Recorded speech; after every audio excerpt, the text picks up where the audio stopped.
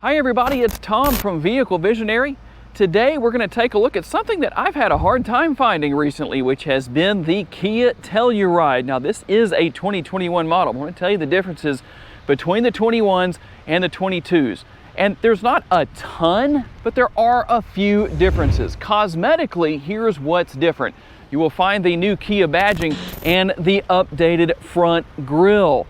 Technology-wise, you will find that the advanced safety driver features, all of those great driving aids, are now going to be on all trim levels, as are these features we will find here on this model. That's going to include the 10.25-inch touchscreen as well as dual zone climate control. So ultimately what we have here is those features. And we'll take a quick look at the remote. All of the functionality is going to be found here on the side, with the exception of remote start. So you just lock the interior and hold that button down. You don't have to hit it twice. As you can see, it just says hold on there and it will start the vehicle remotely. And I'll show you the functionality of the power side view mirrors.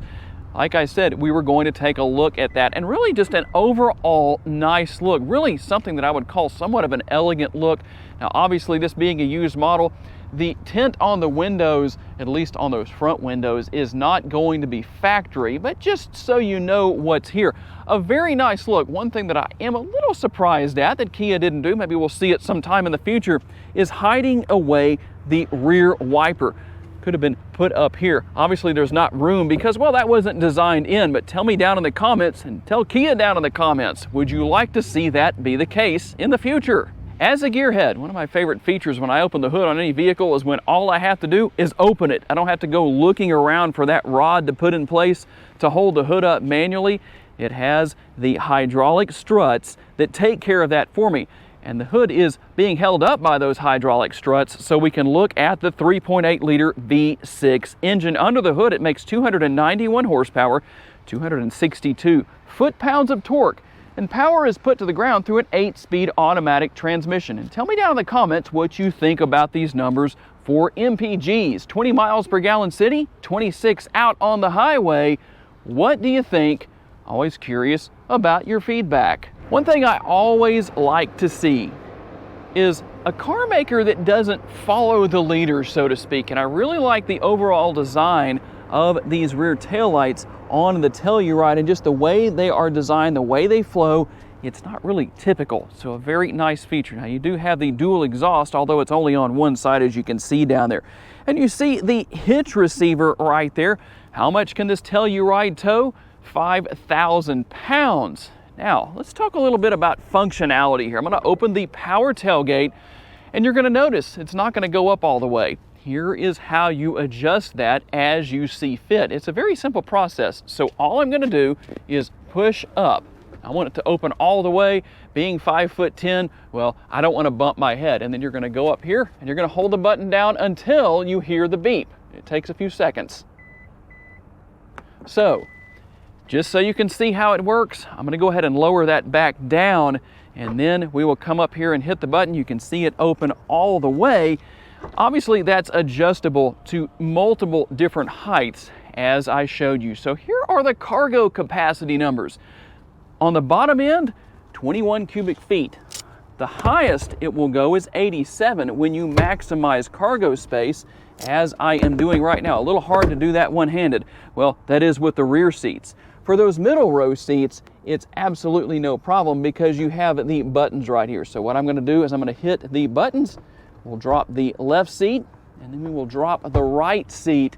That is very easy to do. Now, something I do want to show here, you will have to manually put these seats back up. And I'm going to leave them down for the moment, because what do you do if somebody gets in and wants to ride in the rear seat area? Here's how it works. We'll actually have to start by pulling up with this strap. I don't even know if I can do this one-handed. Let's see if we can do this without messing up the shot too much. But you will have to push those into place. But I have to say that it's nice to be able to come into the vehicle and easily pull that off. There's not so much space such as you'll find with the Suburbans and the Tahoes and other models from Chevrolet and GMC. Of course, those are full-size SUVs, so that is an advantage to a mid-size here, is that you don't have as much space, and it's a lot easier to reach back and put those up. And as you can see, there are two different sunroofs, the rear sunroof being quite a bit larger than the front, but something that I found interesting is that in the front, you have a manual shade and a power shade for the rear, just something that, well, seemed a little bit backwards. No offense, Kia, but I just thought that was interesting. And taking a look at the door panel here, a reasonable size door bin. You could put a large drink in there, whatever snacks you want, and the armrest right here, also something you'll find here. I like this Kia. Heated and ventilated seats in the rear right here. So that is a nice feature. Also, I don't think that the passengers, the rear seat passengers, will need the shade right here, but just so you can see what's there with the window tint that's on this model, I don't think that's going to be a problem. And if you didn't want to use those buttons in the rear to lower these seats, you can use this release right here, and then you'll have to hold that to put it back up. That's kind of hard to do one-handed, so I'm not going to do that. Two ways to bring these forward to make it possible and easy to get to that rear seat area. You've got the button right here, and it's going to automatically bring the seat forward. And then I will move that back, and we'll hit it one more time just so you can see that with the button on the top. And there is a lot of space back here.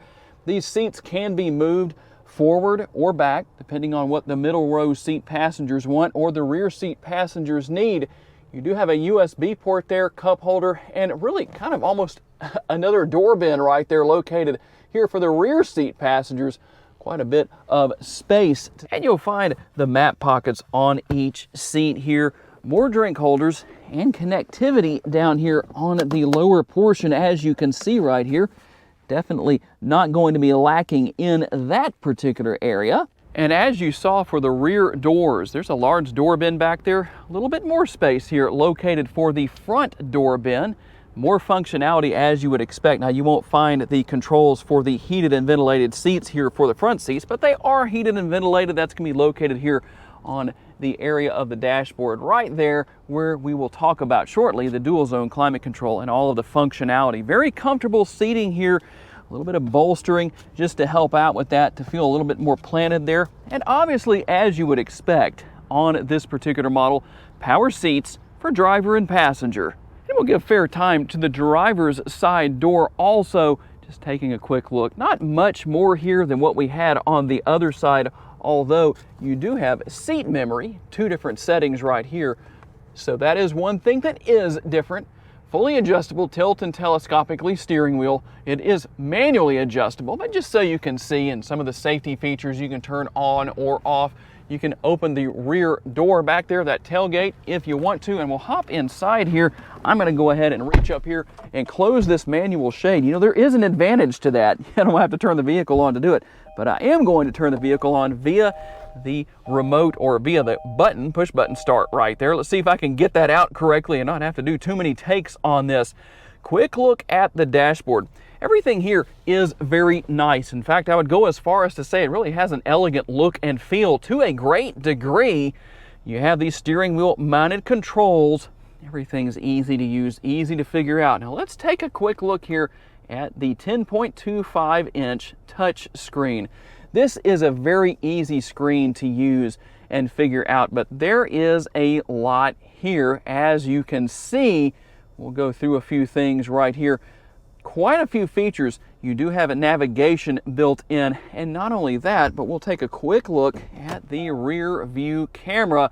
Not only do you have a multi-view camera, but you also have the 360 degree. You can make some changes to settings depending on what you want to do. Let's see if we can get that to close, go back to the main view, and then you have the 360 degree overhead view. This is definitely going to be helpful and useful for owners and passengers that ride around with them. And then right here, we've got some one-touch buttons. I don't have to tell you what all of those are necessarily, or what these knobs are for right here, obviously. I think you probably know, but I am gonna hit the map button so you can take a quick look at what we have here in the way of navigation. And I really like the fact that with these Tellurides, everything is easy to learn, easy to use. You've got the dual zone climate control I mentioned earlier right here. You can control quite a bit here, and right here is where the controls are for the heated and ventilated seats. Depending on what you want will determine which direction you push that switch right there, driver side, passenger side, and more connectivity right down here, as well as wireless charging. There's the wireless charging pad, the 12-volt power outlets, USB. There is a lot of connectivity here. And something that I've come to understand a lot of people aren't crazy about is push-button shifters in the vehicles they are available in, such as Hondas. Well, you won't find that here. So obviously a traditional style shifter, and if you want to select your driving modes, you can do that. That's pretty easy to do. In fact, let's take a look at exactly what they are and let you see what happens on the screen when you make those changes. We'll just go through everything real fast here. There's sport mode, smart mode, and then you can also go down here and depending on what you're doing, you can turn on other features as well. Now, here is the auto start stop feature. You can turn that off. You can turn on auto hold for the brakes. I do like that feature. I've come to like that a lot more than I used to, where you come to a complete stop and the brakes lock. Pretty simple. You don't have to hold the brakes or hold your foot on the brake pedal if you don't want to.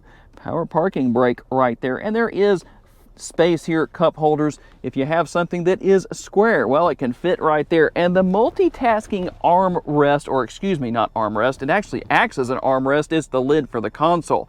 Let's say that correctly.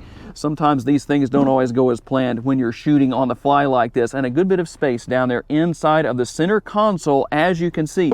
And the tray here is removable if you want to move that out of the way to make for more space. But I know I'm ready to get out on the road. I hope you are too. We're going for a quick test drive. All right, we're gonna hop out on the road for a quick test drive.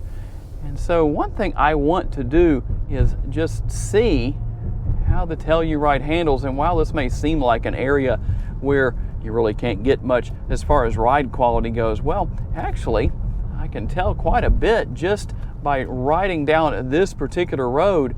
That's one thing about the Tellurides. They do have a good, comfortable ride quality. That's always a positive.